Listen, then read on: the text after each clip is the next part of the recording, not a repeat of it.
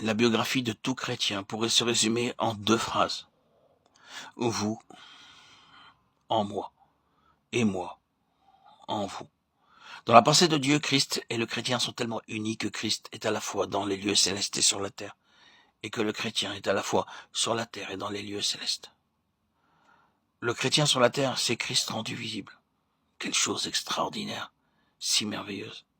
Cela veut dire que, par notre moyen, Christ se manifeste. Les hommes voient qui il est et ce qu'il peut faire dans une vie humaine. Nous devons donc avoir une telle plénitude de la vie de Christ que ceux qui le discernent en nous se sentent attirés à lui. Un lecteur perplexe dira peut-être, comme Thomas, si je ne vois quelqu'un vivre cette vie de Christ, je ne croirai point. Quant à moi, je crois parce que j'ai vu.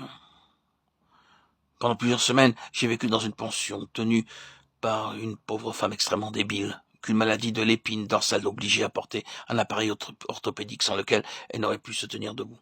Depuis 2 ans, elle habitait un 3e étage. Elle n'apercevait rien d'autre que le ciel bleu et un petit carré d'herbe, mais ses yeux brillaient comme des étoiles. Sur son visage, il y avait un sourire que ni la souffrance ni l'adversité n'avaient pu effacer. Ses traits reflétaient un rayonnement qu'on ne voit nulle part, sauf là où règne Christ, la lumière du monde. Christ était le centre de sa vie. Est-il le centre de votre vie? Pouvez-vous dire Christ vit en moi? Pouvez-vous dire pour moi, vivre c'est Christ? Le plan du salut est parfait, mais il faut admettre que la grande majorité des chrétiens vit d'une manière charnelle. La question se pose, la volonté de Dieu est-elle réalisable? Est-il possible aux chrétiens moyen de vivre sur le plan supérieur qui nous a été indiqué dans Romains 8? Quelqu'un parmi vous dira peut-être cette façon de considérer la vie sur le plan supérieur est biblique et logique, mais ne s'accorde pas avec mon expérience ni avec celle de la plupart des chrétiens de ma connaissance. Chacun de nous peut-il posséder la plénitude de la vie de Christ? La parole de Dieu nous affirme que oui. Je suis venu afin que les brebis aient la vie, et qu'elles soient dans l'abondance. Jean 10, 10.